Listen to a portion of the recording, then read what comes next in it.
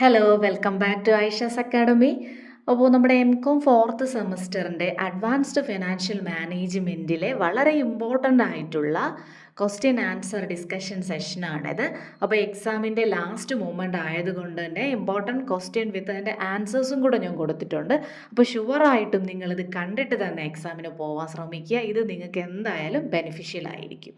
അപ്പോൾ first question ഏതാണ്? What you mean by VED analysis. അപ്പോൾ VED അനാലിസിസ് എന്ന് പറയുമ്പോൾ നമുക്കറിയാം, ഈ പേര് കേൾക്കുമ്പോൾ തന്നെ നിങ്ങൾ ഓർത്തിരിക്കുക, ഇത് ഇൻവെൻട്രി മാനേജ്മെൻറ്റിൽ നിന്നുള്ളൊരു ഏരിയ, അതെന്നുള്ളൊരു ക്വസ്റ്റ്യൻ ആണ്. അപ്പോൾ VED അനാലിസിസ് എന്ന് പറഞ്ഞാൽ ഏതൊരു ഇൻവെൻട്രി ടെക്നിക് പോലെ അല്ലെങ്കിൽ ഇൻവെൻട്രി മാനേജ്മെൻറ്റ് ടെക്നിക്ക് പോലെ തന്നെയാണ് ഇൻവെൻട്രിയെ എങ്ങനെ ഒരു ഓർഗനൈസേഷനിൽ, ഇൻവെൻട്രി അല്ലെങ്കിൽ സ്റ്റോക്കിനെ എങ്ങനെ ഒരു ഓർഗനൈസേഷനിൽ പ്രോപ്പറായിട്ട് മാനേജ് ചെയ്യാം, വേസ്റ്റേജ് വരാതെയും അതിൻ്റെ കോസ്റ്റ് മിനിമൈസ് ചെയ്തുകൊണ്ടും എങ്ങനെ ഒരു ഇൻവെൻട്രി ഫ്ലോ ഒരു ഓർഗനൈസേഷനിൽ എൻഷുർ ചെയ്യാം എന്നതിന് വേണ്ടിയിട്ട് ഫോളോ ചെയ്യുന്ന ടെക്നിക്കുകളാണ് ഇൻവെൻട്രി മാനേജ്മെൻറ്റ് ടെക്നിക്ക് എന്ന് പറയുന്നത്. അതിലൊരു ടെക്നിക്കാണ് ഏതെന്ന് പറയുന്നത് VED അനാലിസിസ്. അപ്പോൾ ഷുവർലി ഇതിൽ നിന്നൊരു ക്വസ്റ്റ്യൻ വരുമ്പോഴത്തേക്കും ഈ ഒരു ഷോർട്ട് ഫോം വെച്ച് തന്നെയാണ് ക്വസ്റ്റ്യൻ ചോദിക്കുന്നത്, അല്ലേ? VED എന്ന് പറയുന്ന ആ ഒരു ഷോർട്ട് ഫോമിലാണ് ചോദിക്കുന്നത്. അപ്പോൾ നമ്മൾ ആദ്യം എന്താണ് അതിൻ്റെ ഒരു ഫുൾ ഫോം, അല്ലെങ്കിൽ V stands for dash, E stands for. അപ്പോൾ ഇതിൻ്റെ ഈ ഒരു ഫുൾ ഫോം നമ്മൾ ആദ്യമായിട്ട് പഠിച്ചു വയ്ക്കുക. അതായത് V എന്ന് പറഞ്ഞാൽ vital, E essential and D for desirable. അപ്പോൾ ഒരു ഓർഗനൈസേഷനിലെ ഇൻവെൻട്രിയെ വൈറ്റൽ എന്നും എസെൻഷ്യൽ എന്നും ഡിസൈറബിൾ എന്നും 3 കാറ്റഗറി ആയിട്ട് എന്ത് ചെയ്യുന്നു, അങ്ങനെ തരംതിരിച്ചിട്ട് വൈറ്റലായിട്ടുള്ള ഇൻവെൻട്രി അല്ലെങ്കിൽ സ്റ്റോക്ക് ആ ഒരു ക്ലാസിഫിക്കേഷനിലോട്ട്, എസെൻഷ്യൽ ആ ഒരു ക്ലാസിഫിക്കേഷനിലോട്ട്, ഡിസൈറബിൾ എന്ന് പറയുമ്പോഴത്തേക്കും ആ ഒരു അപ്പോൾ അതിൻ്റെ ഒരു ഇമ്പോർട്ടൻസ്, ഈ ഇൻവെൻട്രിയുടെ ഇമ്പോർട്ടൻസ് കാണിക്കാൻ ഈ ഒരു ക്ലാസിഫിക്കേഷൻ വളരെയധികം എന്ത് ചെയ്യുന്നു, ഉപകാരപ്പെടുന്നു. അപ്പോൾ നമുക്ക് നോക്കാം, VED analysis is A crucial inventory management technique. അപ്പോൾ VED അനാലിസിസ് എന്ന് പറഞ്ഞാൽ എന്താണ്? വളരെ ക്രൂഷ്യൽ ആയിട്ടുള്ളൊരു ഇൻവെൻട്രി മാനേജ്മെൻറ്റ് ടെക്നിക്കാണ്. ഇവിടുത്തെ പ്രത്യേകത, VEDയുടെ ഫുൾ ഫോം പഠിക്കുക, ഇതെന്തിൻ്റെ ബേസിലാണ് ഇൻവെൻട്രി ഇത്തരത്തിൽ ക്ലാസിഫൈ ചെയ്യുന്നു എന്നുള്ള ആ ഒരു പോയിന്റ് കൂടെ നിങ്ങളിവിടെ പഠിച്ചു വയ്ക്കുക. ഇവിടെ VED എന്ന് പറയുന്ന ഈ ഒരു ടെക്നിക്കിൽ സ്റ്റോക്കിനെ ക്ലാസിഫൈ ചെയ്യുന്നത് എങ്ങനെയാണെന്ന് നോക്കുക. Classify stocks based on its functional importance rather than just its cost, അല്ലേ? കോസ്റ്റിൻ്റെ ബേസിൽ ഇൻവെൻട്രിയെ മാനേജ് ചെയ്യുന്ന പല ടെക്നിക്സ് നമ്മൾ പഠിച്ചിട്ടുണ്ട്. ഇവിടെ അതല്ല ചെയ്യുന്നത്. കോസ്റ്റ് എന്നതിനപ്പുറം ഈ ഇൻവെൻട്രിയുടെ അല്ലെങ്കിൽ സ്റ്റോക്കിൻ്റെ ഫങ്ഷണൽ ഇമ്പോർട്ടൻസ്, ഇത് ഓർഗനൈസേഷൻ്റെ ഫങ്ഷൻസിന് എത്രമാത്രം ഇമ്പോർട്ടൻ്റ് ആണ് എന്നുള്ളതിനെ ബേസ് ചെയ്തിട്ടാണ് വൈറ്റൽ എന്നും എസെൻഷ്യൽ എന്നും ഡിസൈറബിൾ എന്നും നമ്മൾ എന്ത് ചെയ്യുന്നത്, ക്ലാസിഫൈ ചെയ്യുന്നത്. അപ്പോൾ ഇവിടെ കോസ്റ്റിൻ്റെ ബേസിലല്ല എന്ത് ചെയ്യുന്നത്, നമ്മൾ ഇൻവെൻട്രിയെ ക്ലാസിഫൈ ചെയ്യുന്നത്, പകരം എന്തിൻ്റെ ബേസിലാണ്, it's functional importance. It's help the business prioritise procurement, prevent costly stock outs and optimise warehouse spending. അപ്പോൾ ഈ ഒരു ടൂൾ യൂസ് ചെയ്യുന്നത് വഴി ബിസിനസ്സിന് എന്ത് ചെയ്യാൻ പറ്റും, പ്രൊക്യൂർമെൻറ്റ് പ്രയോറിറ്റൈസ് ചെയ്യാൻ പറ്റും. അതായത് ഏറ്റവും എസെൻഷ്യൽ ആയിട്ടുള്ള ഐറ്റംസ് ഏതാണ്, അത് ഇത്രയും എന്ത് ചെയ്യണം, നമ്മൾ പ്രൊക്യൂർ ചെയ്യണം. പിന്നെ ആവശ്യമില്ലാത്ത സ്റ്റോക്കുകൾ, അത്രയും ഇമ്പോർട്ടൻ്റ് അല്ലാത്ത സ്റ്റോക്കുകൾ കുറച്ച് എടുത്താൽ മതി എന്നുള്ള രീതിയിൽ കോസ്റ്റിനെ എന്ത് ചെയ്യാനും പറ്റും, മിനിമൈസ് ചെയ്യാൻ പറ്റും. പിന്നെ വെയർ ഹൗസിനെ ഒപ്റ്റിമൈസ് ചെയ്യാൻ പറ്റും. അതായത് ആവശ്യമുള്ള സാധനങ്ങൾ മാത്രം കൂടുതൽ എടുത്ത് എന്ത് ചെയ്യുക, സ്റ്റോക്ക് ചെയ്യുക, ആവശ്യമില്ലാത്തത് എന്ത് ചെയ്താൽ മതി, കുറച്ച് എടുത്താൽ മതി. അപ്പോൾ വെയർ ഹൗസിലും അത് എന്ത് ചെയ്യാൻ പറ്റും, ഒരു ഒപ്റ്റിമൈസ്ഡ് ആയിട്ടുള്ള ഒരു ഫ്ലോ അല്ലെങ്കിൽ ഒരു സ്റ്റോക്ക് എൻഷുർ ചെയ്യാൻ സഹായിക്കുന്ന ഒരു ഇൻവെൻട്രി മാനേജ്മെൻറ്റ് ടെക്നിക്കാണ് VED അനാലിസിസ്. ഇനി നെക്സ്റ്റ് ക്വസ്റ്റ്യനിലോട്ട് നമ്മൾ പോകുന്നു. Define financial management. നമ്മൾ ഉറപ്പായിട്ടും സത്യം പറഞ്ഞാൽ ക്വസ്റ്റ്യൻ പേപ്പറിൽ ഫസ്റ്റ് തന്നെ നമ്മൾ പ്രതീക്ഷിക്കേണ്ട ഒരു ക്വസ്റ്റ്യനാണ് ഫിനാൻഷ്യൽ മാനേജ്മെൻറ്റിൻ്റെ ഡെഫിനിഷൻ എന്താണെന്നുള്ളതാണ്. അപ്പോൾ ഫിനാൻഷ്യൽ മാനേജ്മെൻറ്റ് എന്താണ്? Is a strategic planning, organising, controlling of monetary resources to achieve an individuals or organisations goal. അപ്പോൾ നമ്മുടെ ബിസിനസ്സിൻ്റെ ടേംസിൽ നമ്മൾ പഠിക്കുമ്പോഴത്തേക്കും നമുക്കറിയാം, ഓർഗനൈസേഷൻ്റെ ലോങ് ടേം ആയിട്ടുള്ള അല്ലെങ്കിൽ സ്ട്രാറ്റജിക് പ്ലാനിങ്ങും കൺട്രോളിങ്ങുമായിട്ട് ബന്ധപ്പെട്ടിട്ട് ഫിനാൻഷ്യൽ റിസോഴ്സസിനെ എന്ത് ചെയ്യുക, പ്രോപ്പറായിട്ട് കൺട്രോൾ ചെയ്ത് കോർഡിനേറ്റ് ചെയ്യുക, അല്ലെങ്കിൽ ബിസിനസ്സിൻ്റെ ഫിനാൻഷ്യൽ റിസോഴ്സസിനെ എല്ലാം മാനേജ് ചെയ്യുന്ന ഒരു ആക്ടിവിറ്റിയാണ് എന്തെന്ന് പറയുന്നത്, financial management. It goes beyond basic bookkeeping to maximize value optimize cash flow and manage risk through forecasting, budgeting and intelligent investment. അപ്പോൾ ഈ പറഞ്ഞിട്ടുള്ള അതായത് ഫേമിൻ്റെ വാല്യൂ മാക്സിമൈസേഷൻ അല്ലെങ്കിൽ ഒപ്റ്റിമം ആയിട്ടുള്ള ഒരു ക്യാഷ് ഫ്ലോ, അതും അല്ലെങ്കിൽ റിസ്ക് മാനേജ്മെൻറ്റ്, ഈ പറയുന്ന ആക്ടിവിറ്റീസിനെല്ലാം പുറമെ ബിസിനസ്സിൻ്റെ മൊത്തത്തിലുള്ള മോണിറ്ററി ഡീലിങ്സിനെ കൺട്രോൾ ചെയ്യുന്ന ഒരു ഡീപ്പായിട്ടുള്ള അല്ലെങ്കിൽ ഒരു വൈഡ് ആയിട്ടുള്ള ഒരു ഏരിയയാണ് എന്തെന്ന് പറയുന്നത് ഫിനാൻഷ്യൽ മാനേജ്മെൻറ്റ്. ഈ ഒരു ഡെഫിനിഷൻ ഷുവറായിട്ട് നിങ്ങൾ പഠിച്ചിട്ട് വേണം എക്സാമിന് പോവാൻ. ഫിനാൻഷ്യൽ മാനേജ്മെൻറ്റിൻ്റെ ഡെഫിനിഷൻ ചോദിക്കാം, അതിൻ്റെ ഫീച്ചേഴ്സ് ചോദിക്കുക. അപ്പോൾ അതുമായിട്ട് ബന്ധപ്പെട്ടിട്ടുള്ള കുറേ കാര്യങ്ങൾ, അപ്പോൾ ബേസിക് ഫിനാൻഷ്യൽ മാനേജ്മെൻറ്റിൽ നിന്നുള്ള കുറച്ച് തിയറി നന്നായിട്ട് എന്ത് ചെയ്യണം, നോക്കിയിട്ട് പോകണം. അടുത്തുള്ളൊരു ക്വസ്റ്റ്യൻ ആണ് what is re ordering level. അപ്പോൾ റീ ഓർഡറിങ് ലെവൽ എന്താണെന്നുള്ളത് ചിലപ്പോൾ ഒരു 2 മാർക്കിൻ്റെ ക്വസ്റ്റ്യൻ ആയിട്ട് ചോദിക്കാം. പിന്നെ അതിൽ നിന്നൊരു പ്രോബ്ലവും നമുക്ക് പ്രതീക്ഷിക്കാം. അപ്പോൾ അതുകൊണ്ട് തന്നെ അതിൻ്റെ ഒരു ഇക്വേഷൻ കാര്യങ്ങളൊക്കെ ഞാനത് കൊടുത്തിട്ടുണ്ട്. അപ്പോൾ ഫസ്റ്റ് നമുക്ക് എന്താണ് റീ ഓർഡർ ലെവൽ എന്ന് നോക്കാം. Re order level is N inventory indicator in materials management and logistic that triggers restocking of goods or materials. Re order level എന്ന് പറഞ്ഞാൽ നിങ്ങൾ മനസ്സിലാക്കിയിരിക്കുക, ഇത്രയേ ഉള്ളൂ. ഈ ഒരു ലെവലിൽ എത്തിയാൽ മനസ്സിലാക്കുക, ഈ ഒരു ലെവൽ അല്ലെങ്കിൽ അതിൻ്റെ താഴോട്ട് മെറ്റീരിയൽസ് വന്നാൽ അടുത്ത ഓർഡർ കൊടുക്കേണ്ട ടൈമായി. ആ ലെവലിലാണ് നമ്മൾ എന്തെന്ന് പറയുന്നത്, ആ പേര് പോലെ തന്നെ റീ ഓർഡർ ലെവൽ. അതായത് എന്താണ്, പുതിയൊരു ഓർഡർ കൊടുത്തോ, മെറ്റീരിയൽസ് എന്തായി, ദാറ്റ് ലെവൽ എത്തി അല്ലേ, ആ ഒരു ലെവലിൽ റീച്ച് ചെയ്തു മെറ്റീരിയൽസിൻ്റെ ലെവൽ. അപ്പോൾ ഇനി എന്താണ്, ഡേഞ്ചറാണ് അല്ലേ, ഔട്ട് ഓഫ് സ്റ്റോക്ക് വരാനുള്ള സാധ്യതയുള്ള ലെവലാണ്. ആ ലെവലിനെയാണ് നമ്മൾ എന്തെന്ന് പറയുന്നത്, ആ റീ ഓർഡർ ലെവൽ. ഇത് മെറ്റീരിയൽസ് മാനേജ്മെൻറ്റിലായാലും ലോജിസ്റ്റിക്സിലായാലും വളരെയധികം ഇമ്പോർട്ടൻ്റ് ആയിട്ടുള്ളൊരു പോയിൻ്റാണ് റീ ഓർഡർ ലെവൽ എന്ന് പറയുന്നത്. When the stock level of an item reaches or fall below the reorder level an order is placed to replenish inventory in time and prevent shortages. എന്ന് പറഞ്ഞാൽ ഈ ഒരു ലെവലിൽ materials എത്തിക്കഴിയുകയോ അതിനെ താഴെ പോവുകയോ ആയാൽ എന്താണ്, അവിടെ എന്ത് ചെയ്തിരിക്കണം, വീണ്ടും സ്റ്റോക്ക് നിറയ്ക്കാൻ വേണ്ടിയിട്ട് നമ്മൾ എന്ത് ചെയ്തിരിക്കണം, പുതിയൊരു ഓർഡർ കൊടുത്തിരിക്കണം. അങ്ങനെയുള്ള ലെവലിനെ, അതായത് മെറ്റീരിയൽസ് എന്ത് ചെയ്തു, അതിൻ്റെ ആ ഒരു ലെവൽ എത്തി, അതായത് ഓർഡർ ചെയ്യേണ്ട ലെവൽ എത്തി, ഷോർട്ടേജ് വരാൻ പോകുന്നു എന്ന് കാണിക്കുന്ന ലെവലാണ് റീ ഓർഡർ ലെവൽ എന്ന് പറയുന്നത്. ഇനി ഈ റീ ഓർഡർ ലെവൽ കണ്ടുപിടിക്കേണ്ട ഇക്വേഷൻ ഷുവറായിട്ട് നിങ്ങൾ പഠിക്കുക. Reorder level is equal to average daily usage into lead time plus safety stocks. അപ്പോൾ ഞാൻ റെഡിങ് ആയിട്ട് അത് കൊടുത്തിട്ടുണ്ട്, ഇക്വേഷൻ പഠിക്കുക. Reorder level is equal to average daily usage into lead time plus safety stocks ആണ്. അപ്പോൾ average daily usage എന്ന് പറഞ്ഞാൽ എന്താണ്, how much of a specific item is used per day. ഒരു ഡേ അല്ലെങ്കിൽ ഒരു ദിവസം ബിസിനസ്സിൻ്റെ പ്രൊഡക്ഷനും മറ്റു കാര്യങ്ങൾക്കും വേണ്ടിയിട്ട് ഒരു സ്പെസിഫിക് ഐറ്റം എത്രമാത്രം യൂസ് ചെയ്യുന്നു എന്നുള്ളതിൻ്റെ കണക്കാണ് ആവറേജ് ഡെയിലി യൂസേജ് എന്ന് പറയുന്നത്. ഓക്കെ, അടുത്ത് എന്താണ് ലീഡ് ടൈം.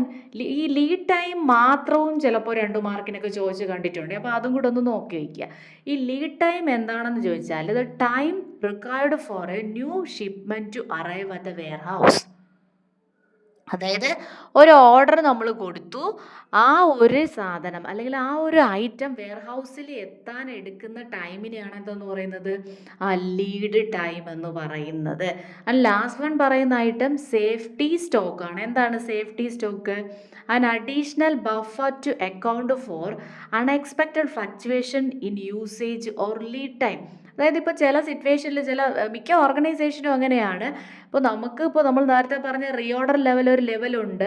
അതിന് പുറമെ ഇപ്പോൾ മാർക്കറ്റിൽ എന്തെങ്കിലും ഒരു മെറ്റീരിയൽ ഷോർട്ടേജോ അല്ലെങ്കിൽ പ്രൈസ് ഫ്ലക്ച്വേഷനോ ഒക്കെ വരുമ്പോൾ ഈ മെറ്റീരിയൽ കിട്ടാതെ വരുമ്പോൾ യൂസ് ചെയ്യാൻ വേണ്ടിയിട്ടൊരു റിസർവ് ആയിട്ട് കുറച്ച് സ്റ്റോക്ക് നമ്മളിങ്ങനെ വെച്ചിട്ടുണ്ടായിരിക്കും. ആ സ്റ്റോക്കിനെയാണ് നമ്മൾ സേഫ്റ്റി സ്റ്റോക്ക്, ഒരു റിസർവ് സ്റ്റോക്കായിട്ട് വെച്ചിട്ടുള്ള, എന്തെങ്കിലും ഒരു എമർജൻസി വരുമ്പം കിട്ടാതെ വരുമ്പോൾ യൂസ് ചെയ്യാൻ വെച്ചിട്ടുള്ള സ്റ്റോക്കിനെയാണ് സേഫ്റ്റി സ്റ്റോക്ക്. അപ്പോൾ 3 കാര്യങ്ങൾ, ഈ ഇക്വേഷന് വേണ്ടത് 3 കാര്യങ്ങൾ നമ്മൾ പറഞ്ഞിട്ടുണ്ട്. ഏതൊക്കെയാണ്? Reorder level is equal to equation നമുക്കറിയാം, average daily usage into lead time into safety stock. അപ്പോൾ ആവറേജ് ഡെയിലി യൂസേജ് എന്ന് പറഞ്ഞാൽ ഒരു ദിവസം വേണ്ടുന്ന മെറ്റീരിയൽ, യൂസ് ചെയ്യാൻ വേണ്ടുന്ന മെറ്റീരിയലിൻ്റെ ക്വാണ്ടിറ്റിയാണ്.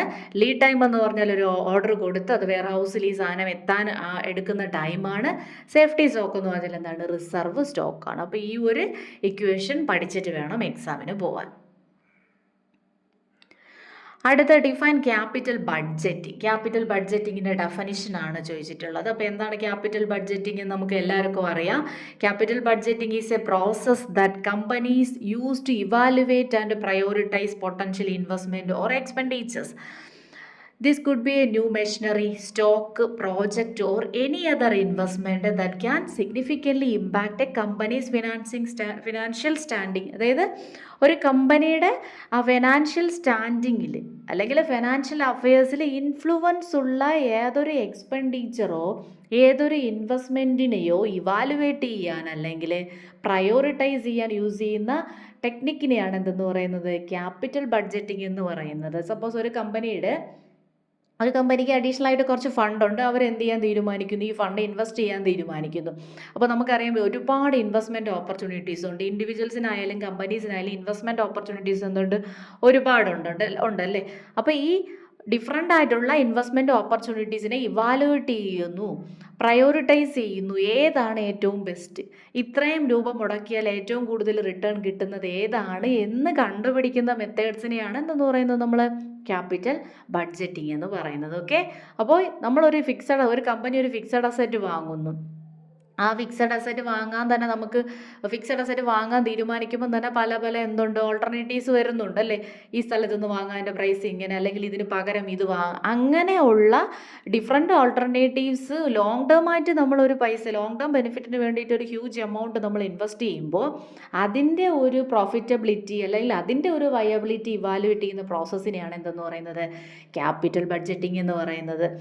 It's like a company strategies for spending money on big projects or purchase that will help it grow and improve operations in the organization. ഇത് പെർട്ടിക്കുലർലി എന്തുമായിട്ട് ബന്ധപ്പെട്ടിരിക്കുന്നു എന്ന് വെച്ചാൽ ഇതൊരു കമ്പനീസിൻ്റെ ഒരു സ്ട്രാറ്റജിയാണ്. എന്താണ്, എന്തിനു വേണ്ടിയിട്ടുള്ള സ്ട്രാറ്റജിയാണ്? For spending money on big project. വലിയ പ്രോജക്റ്റുകളിൽ പൈസ മുടക്കുമ്പോഴോ അല്ലെങ്കിൽ വലിയ എമൗണ്ട് കൊടുത്തൊരു പർച്ചേസ് നടത്തുമ്പോഴോ ഇത് കമ്പനിയുടെ ഫൈനാൻഷ്യൽ സ്റ്റെബിലിറ്റി ഇൻക്രീസ് ചെയ്യുമോ ഇല്ലേ എന്ന് അറിഞ്ഞിട്ട് വേണ്ടേ കമ്പനി ഈ പൈസ മുടക്കാൻ. അങ്ങനെ ഒരു ലക്ഷങ്ങളും കോടികളും കൊടുത്തൊരു ഇൻവെസ്റ്റ്മെൻറ്റ് ചെയ്യുമ്പോൾ അല്ലെങ്കിൽ ലക്ഷങ്ങൾ കൊടുത്ത് ഒരു ഫിക്സഡ് അസറ്റ് വാങ്ങുമ്പോൾ അത് കമ്പനിക്ക് യൂസ്ഫുൾ ആണോ എന്നുള്ള ഡീറ്റെയിൽഡ് ആയിട്ടുള്ള അനാലിസിസിനെയാണ് നമ്മൾ എന്തെന്ന് പറയുന്നത് ക്യാപിറ്റൽ ബഡ്ജറ്റിംഗ് എന്ന് പറയുന്നത്. സോ ക്യാപിറ്റൽ ബഡ്ജറ്റിംഗ് പഠിക്കുക, അതിൻ്റെ ഫീച്ചേഴ്സും അതിൻ്റെ മെത്തേഡ്സും പഠിക്കുക. അടുത്ത ക്വസ്റ്റ്യനിലോട്ട് പോവുകയാണ്. Explain the differences between IRR and modified IRR. Modified IRRനെ MIRR എന്നാണ് നമ്മൾ പറയുന്നത്. അപ്പോൾ നമ്മൾ തൊട്ട് മുന്നേ ക്യാപിറ്റൽ ബഡ്ജറ്റിംഗ് പറഞ്ഞതേ ഉള്ളൂ. അപ്പോൾ ക്യാപിറ്റൽ ബഡ്ജറ്റിങ്ങിൻ്റെ ഒരു മെത്തേഡാണ് IRR, internal rate of return എന്ന് പറയുന്നത്. പിന്നെ നമുക്ക് പേ ബാക്ക് പീരീഡ് ഉണ്ട്, പിന്നെ ARR ഉണ്ട്. അപ്പോൾ അതിലൊരു മെത്തേഡാണ് IRR എന്ന് പറയുന്നത്. ഈ ഇൻറ്റേർണൽ റേറ്റ് ഓഫ് റിട്ടേണിൻ്റെ ഒരു മോഡിഫൈഡ് വേർഷനാണ് modified internal rate of return. ഇതൊരു പ്രീവിയസ് ക്വസ്റ്റ്യൻ ആണ്. ഇത് തമ്മിലുള്ള ഡിഫറൻസ് ആണ് ചോദിച്ചിരിക്കുന്നത്. അപ്പോൾ ഇത് രണ്ടും എന്താണെന്നുള്ളത് നമുക്ക് നോക്കാം. IRR അല്ലെങ്കിൽ ഇൻറ്റേർണൽ റേറ്റ് ഓഫ് റിട്ടേൺ എന്ന് പറഞ്ഞാൽ assumes that all the interim cash inflow generated by a project are reinvested at the project's own IRR. This can be led to an unrealistically high and exaggerated rate of return. അപ്പോൾ ഇതിൻ്റെ meaning എന്താണെന്ന് വെച്ചാൽ IRR assume ചെയ്യുന്ന അല്ലെങ്കിൽ IRR method എന്ന് പറഞ്ഞാൽ ഒരു പ്രോജക്റ്റിൽ നിന്ന് കിട്ടുന്ന ക്യാഷ് ഇൻഫ്ലോസ് ആ പ്രോജക്റ്റിൽ തന്നെ റീഇൻവെസ്റ്റ് ചെയ്യുന്നു എന്നുള്ളൊരു അസംഷൻസ് ആണ്, അല്ലെങ്കിൽ അങ്ങനെയുള്ളൊരു അസംഷനാണ് ഇൻറ്റേർണൽ റേറ്റ് ഓഫ് റിട്ടേൺ അല്ലെങ്കിൽ IRRനുള്ളത്. അപ്പോൾ ഇതിൻ്റെ ഒരു കറക്റ്റ് മീനിങ്, ഇപ്പോൾ ഒരു പ്രോജക്റ്റിന് വേണ്ടി നമ്മളൊരു 10 ലക്ഷം രൂപ മുടക്കി അതിൽ നിന്നൊരു റിട്ടേൺ പ്രതീക്ഷിച്ചാണല്ലോ ഒരു ഇൻവെസ്റ്റ്മെൻറ്റിലോട്ട് അല്ലെങ്കിൽ ഒരു പ്രോജക്റ്റിലോട്ട് ഫണ്ട് മുടക്കുന്നത്. അതിൽ നിന്ന് തിരിച്ച് കിട്ടുന്ന എല്ലാ റിട്ടേണും അതിൽ തന്നെ കൂടുതലായിട്ട് എന്ത് ചെയ്തുകൊണ്ടിരിക്കുന്നു, ഇൻവെസ്റ്റ് ചെയ്യുന്നു, വീണ്ടും ഹൈ റിട്ടേൺ കിട്ടുന്നു. ആ ഒരു അസംഷനാണ് ഇതിനകത്ത് വരുന്നത് IRRൽ വരുന്നത്. അടുത്ത മോഡിഫൈഡ് IRR എന്ന് പറഞ്ഞാൽ എങ്ങനെയാണ്? ചെറിയൊരു ഡിഫറൻസ് ഉണ്ട്. Solves this flaw by assume that interim cash flows are reinvested at the firm's cost of capital. അല്ലേ? നേരത്തെ നമ്മൾ പറഞ്ഞു IRR, വെറും IRRലാണെങ്കിൽ എന്ത് ചെയ്യും നമ്മൾ? വെറും IRRലാണെങ്കിൽ കിട്ടുന്ന റിട്ടേൺ ആ പ്രോജക്റ്റിൽ തന്നെ എന്ത് ചെയ്യുന്നുണ്ട്? റീഇൻവെസ്റ്റ് ചെയ്യുന്നു. മോഡിഫൈഡിലാണെങ്കിൽ നമ്മൾ ഇൻവെസ്റ്റ് ചെയ്ത പ്രോജക്റ്റിൽ നിന്ന് കിട്ടുന്ന റിട്ടേൺ നമ്മൾ എന്ത് ചെയ്യുമെന്ന് അറിയാമോ? ഫേമിൻ്റെ കോസ്റ്റ് ഓഫ് ക്യാപിറ്റലിൽ എന്ത് ചെയ്യുന്നു? റീഇൻവെസ്റ്റ് ചെയ്യുന്നു. ആ പ്രോജക്റ്റിൽ തന്നെ എന്ത് ചെയ്യുന്നില്ല? റീഇൻവെസ്റ്റ് ചെയ്യുന്നില്ല. ഒരു സേഫർ ഫിനാൻസിങ് റേറ്റ്, വളരെ സേഫ് ആയിട്ടുള്ളൊരു ഫിനാൻഷ്യൽ റേറ്റിൽ നമ്മുടെ ഫേമിൻ്റെ കോസ്റ്റ് ഓഫ് ക്യാപിറ്റലിൽ തന്നെ എന്ത് ചെയ്യുന്നു എന്ന് പറയുന്നു? അത് റീഇൻവെസ്റ്റ് ചെയ്യുന്നു. Making it A much more accurate reflection of A projects true profitability. അപ്പോൾ ഈ modified internal rate of return എന്ന് പറയുന്നതാണ് ഒരു പ്രോജക്റ്റിൻ്റെ കറക്റ്റ് ആയിട്ടുള്ള എന്ത് കാണിക്കുന്നത്? പ്രോഫിറ്റബിലിറ്റി ഇൻഡിക്കേറ്റ് ചെയ്യുന്നത്. കാരണം ഒരു ബിസിനസ് ഒരു എമൗണ്ട് ഇൻവെസ്റ്റ് ചെയ്യുന്നത് എന്തിനാണെന്ന് വെച്ചാൽ അതിൽ നിന്നൊരു നല്ല റിട്ടേൺ കിട്ടിയിട്ട് ആ ഒരു ബിസിനസ്സിൻ്റെ ഫിനാൻഷ്യൽ സ്റ്റെബിലിറ്റി എന്ത് ചെയ്യാൻ വേണ്ടിയിട്ടാണ്? ഇൻക്രീസ് ചെയ്യാൻ വേണ്ടിയിട്ടാണ്. അവരുടെ വെൽത്ത് എന്താവാൻ വേണ്ടിയിട്ടാണ്? മാക്സിമൈസ് ചെയ്യാൻ വേണ്ടിയിട്ടാണ്. അപ്പോൾ കിട്ടുന്ന പൈസ ഫേമിൻ്റെ ക്യാപിറ്റൽ കൂട്ടാൻ തന്നെ യൂസ് ചെയ്യുമ്പോൾ അവിടെ ആക്ച്വലി എന്ത് സംഭവിക്കുന്നുണ്ട്? അവരുടെ വെൽത്ത് മാക്സിമൈസ് ചെയ്യുന്നുണ്ട്. അപ്പോൾ ഇതാണ് IRRും മോഡിഫൈഡ് IRRും തമ്മിലുള്ള ഡിഫറൻസ്. ക്യാപിറ്റൽ ബഡ്ജറ്റിംഗ് ടെക്നിക്സ് എല്ലാം നോക്കിയിട്ട് പോകണേ. ഇപ്പോൾ ഈ പ്രാവശ്യം IRR തന്നെ ചോദിക്കുമെന്ന് പറയാൻ പറ്റില്ല. ചിലപ്പോൾ അത് 2 മാർക്കിനോ ഇത് ചിലപ്പോൾ 5 മാർക്സിനും ചോദിക്കാൻ സാധ്യതയുള്ളൊരു ഏരിയയാണ്. സോ ഷുവറായിട്ട് അത് നോക്കിയിട്ട് പോവുക. അടുത്ത് ഉള്ളൊരു ക്വസ്റ്റ്യൻ ആണ് explain decision tree analysis. Okay, അപ്പോൾ decision tree analysis is a graphical tool used in risk analysis to evaluate investment proposals involving a sequential series of decision over time. അപ്പോൾ ഈ ഡിസിഷൻ ട്രീ അനാലിസിസ് നമ്മൾ financial മാനേജ്മെൻറ്റിൽ ഇൻവെസ്റ്റ്മെൻറ്റ്സിൻ്റെ ഏരിയയിൽ പഠിക്കുന്നത് നമ്മുടെ capital ബഡ്ജറ്റിങ്ങുമായിട്ട് ബന്ധപ്പെട്ടിട്ടുള്ള അല്ലെങ്കിൽ അതുമായിട്ട് റിലേറ്റ് ചെയ്തിട്ടുള്ളൊരു ഏരിയയാണിത്. അപ്പോൾ ഡിസിഷൻ ട്രീ അനാലിസിസ് എന്ന് പറഞ്ഞാൽ ഒരു ഗ്രാഫിക്കൽ റെപ്രസെൻറ്റേഷനാണ്. ഇതിനകത്ത് ഡിഫറെൻറ്റ് പ്രോജക്റ്റിൻ്റെ റിസ്ക് അനാലിസിസ് നമുക്ക് ചെയ്യാൻ പറ്റും. പിന്നെ ഓരോ ഇൻവെസ്റ്റ്മെൻറ്റ് പ്രൊപ്പോസൽസിൻ്റെ, അതായത് ഒരു ഇൻവെസ്റ്റ്മെൻറ്റുമായിട്ട് ബന്ധപ്പെട്ട് ഒരുപാട് ഡിസിഷൻസ് ഉണ്ടെങ്കിൽ ഒരു പ്രത്യേക പീരീഡിൽ എ സീക്വൻഷ്യൽ ഓഫ് ഡിസിഷൻസ് വരുന്ന സാഹചര്യത്തിലാണ് നമ്മൾ ഏത് യൂസ് ചെയ്യുന്നത്? ഡിസിഷൻ ട്രീ അനാലിസിസ് യൂസ് ചെയ്യുന്നത്. അതായത് ഇങ്ങനെ ചെയ്താൽ, അപ്പോൾ നമ്മൾ ഇപ്പോൾ ഒരു കാര്യം, അപ്പോൾ അത് ചെയ്താൽ അതിൻ്റെ ആഫ്റ്റർ ഇഫക്റ്റ് എന്താണ്, ചെയ്തില്ലെങ്കിൽ എന്താണ്, അത്തരത്തിൽ വരുന്ന ഡിസിഷനാണ് നമ്മൾ ട്രീ ഡിസിഷൻ അല്ലെങ്കിൽ ഡിസിഷൻ ട്രീ എന്ന് പറയുന്നത്. അപ്പോൾ അങ്ങനെ എ സീരീസ് ഓഫ് ഡിസിഷൻസ് വരുന്ന സാഹചര്യത്തിലാണ് നമ്മൾ ഏത് യൂസ് ചെയ്യുന്നത്? ഡിസിഷൻ ട്രീ അനാലിസിസ് യൂസ് ചെയ്യുന്നത്. It chart out every possible decision path it's associated probabilities and expected monetary outcomes. അപ്പോൾ ഈ ഒരു ഡിസിഷൻ ട്രീ അനാലിസിസിൽ ഓരോ ഡിസിഷൻ്റെയും അതിൻ്റെ പ്രോബബിലിറ്റി, ഓരോ ഡിസിഷനുമായിട്ട് ബന്ധപ്പെട്ടിട്ടുള്ള പ്രോബബിലിറ്റിയും അതിൽ നിന്ന് കിട്ടുന്ന എക്സ്പെക്റ്റഡ് ആയിട്ടുള്ള മോണിറ്ററി ഔട്ട്കംസും എന്ത് ചെയ്യാൻ പറ്റുന്നുണ്ട്? അനലൈസ് ചെയ്യാൻ പറ്റുന്നുണ്ട്. And allowing financial manager to choose the path with the highest expected value. അപ്പോൾ ഇത്തരത്തിലുള്ള ഒരു അനാലിസിസ് വഴി ഒരു ഫിനാൻഷ്യൽ മാനേജറിന് ഏറ്റവും നല്ല എക്സ്പെക്റ്റഡ് ആയിട്ട് അവരിൽ പ്രതീക്ഷിക്കുന്ന ഒരു ഹൈ റിട്ടേൺ അല്ലേ, അപ്പോൾ അത് ഏത് ഡിസിഷൻ എടുത്താലാണ് അത്തരത്തിലുള്ളൊരു ഹൈ റിട്ടേൺ കിട്ടുന്നത് എന്നുള്ളത് ഒരു ഫിനാൻഷ്യൽ മാനേജറിന് ഈസി ആയിട്ട് എന്ത് ചെയ്യാൻ പറ്റുന്നുണ്ട്? അയാൾക്ക് പെട്ടെന്ന് അത് ട്രാക്ക് ചെയ്തെടുക്കാൻ പറ്റും. ഏത് വഴി? ഡിസിഷൻ ട്രീ അനാലിസിസ് വഴി. അടുത്തത് വളരെ ഇമ്പോർട്ടൻ്റ് ആയിട്ടുള്ളൊരു ഏരിയയാണ് ലിവറേജസ്. അപ്പോൾ നിങ്ങൾ ഈ ലിവറേജസ് ആൻഡ് ഇറ്റ്സ് ടൈപ്സ് പഠിക്കാതെ എക്സാമിന് പോകരുതെന്ന് തന്നെ പറയും. കാരണം ലിവറേജിൽ നിന്ന് ഏതെങ്കിലും ഒരു ലിവറേജ് 2 മാർക്കിനോ അല്ലെങ്കിൽ ഈ ലിവറേജിൻ്റെ ടൈപ്സ് 5 മാർക്സിനോ ഒക്കെ ചോദിക്കാൻ സാധ്യതയുണ്ട്. അപ്പോൾ ലിവറേജ് എന്ന് പറഞ്ഞാൽ എന്താണെന്നുള്ളത് ആദ്യം പഠിക്കുക. ചിലപ്പോൾ ഈ ലിവറേജ് തന്നെ 2 മാർക്കിന് ചോദിക്കുക. അപ്പോൾ leverage refers to using an asset system or borrowed capital to multiply your productive output or financial return. അപ്പോൾ ലിവറേജ് എന്ന് പറഞ്ഞാൽ എന്താണ്? നമ്മുടെ ഫേമിനകത്ത് ഒരു അസറ്റോ ഒരു സിസ്റ്റമോ അതല്ലെങ്കിൽ എന്താണ് ബോറോവ്ഡ് ക്യാപിറ്റലോ യൂസ് ചെയ്യുന്നുണ്ടെങ്കിൽ എന്തിനു വേണ്ടിയിട്ടാണ്? നമ്മുടെ ഔട്ട്പുട്ടിനെ ഇൻക്രീസ് ചെയ്യാൻ വേണ്ടി ഈ പറയുന്ന ഏതെങ്കിലും കാര്യം. ഏത് കാര്യങ്ങളാണ് നമ്മൾ പറഞ്ഞത്? Asset, system borrowed capital. ഈ 3 കാര്യങ്ങൾ നമ്മുടെ ഔട്ട്പുട്ടിനെ പ്രൊഡക്റ്റീവ് ആക്കാൻ വേണ്ടി, അല്ലെങ്കിൽ ഔട്ട്പുട്ടിനെ ഇൻക്രീസ് ചെയ്യാൻ വേണ്ടി, അല്ലെങ്കിൽ ഫിനാൻഷ്യൽ റിട്ടേണിനെ ഇൻക്രീസ് ചെയ്യാൻ വേണ്ടിയിട്ട് അസറ്റോ സിസ്റ്റമോ ബോറോവ്ഡ് ക്യാപിറ്റലോ യൂസ് ചെയ്യുന്നുണ്ടെങ്കിൽ അതിനെയാണ് നമ്മൾ എന്തെന്ന് പറയുന്നത്, ലിവറേജ് എന്ന് പറയുന്നത്. അപ്പോൾ ലിവറേജ് മെയിൻലി നമ്മൾ 4 ടൈപ്സ് ലിവറേജ് പറയും. ഫസ്റ്റ് പറയുന്നത് ഓപ്പറേറ്റിംഗ് ലിവറേജ്. എന്താണ് operating leverage? Using fixed operating cost. Fixed operating cost എവിടെ യൂസ് ചെയ്യുന്നു? ഫാമിലി യൂസ് ചെയ്യുന്ന ഏതൊക്കെയാണ്? റെൻറ്റ് അല്ലെങ്കിൽ മെഷീനറി. പ്രോഫിറ്റ് ഇൻക്രീസ് ചെയ്യാൻ വേണ്ടിയിട്ട് നമ്മൾ റെൻറ്റ് കൊടുക്കുന്നു. ഒരു ബിൽഡിങ് നമ്മൾ എന്ത് ചെയ്തു, അത് വാടകയ്ക്ക് എടുത്തു, അതിന് എന്ത് കൊടുക്കുന്നു? റെൻറ്റ് കൊടുക്കുന്നു. മെഷീനറി വേണം പ്രൊഡക്ഷന്. അപ്പോൾ റെൻറ്റും മെഷീനറി യൂസ് ചെയ്യുന്നുണ്ടെങ്കിൽ അവിടെ എന്തുണ്ടെന്ന് നമുക്ക് പറയാം? ഓപ്പറേറ്റിംഗ് ലിവറേജ് ഉണ്ടെന്ന് പറയാം. റെൻറ്റ് കൊടുക്കുന്നത്, മെഷർ യൂസ് ചെയ്യുന്നത് എന്തിനു വേണ്ടിയിട്ടാണ്? പ്രൊഡക്ഷൻ നടത്താൻ വേണ്ടിയിട്ടാണ്. പ്രൊഡക്ഷൻ നടത്തുന്നത് എന്തിനു വേണ്ടിയിട്ടാണ്? പ്രോഫിറ്റ് ഇൻക്രീസ് ചെയ്യാൻ വേണ്ടിയിട്ടാണ്, അല്ലേ? അപ്പോൾ ടു ഇൻക്രീസ് പ്രോഫിറ്റ്, ഈ പ്രോഫിറ്റ് ഇൻക്രീസ് ചെയ്യാൻ വേണ്ടിയിട്ട് എന്ത് യൂസ് ചെയ്യുന്നുണ്ടെങ്കിൽ ഫിക്സഡ് ഓപ്പറേറ്റിംഗ് കോസ്റ്റ് ആയിട്ടുള്ള റെൻറ്റോ ഏതോ fixed asset such as machinery, land, building, അങ്ങനെയൊക്കെ അതല്ലേ നമുക്കറിയാലോ ഫിക്സഡ് അസറ്റ്.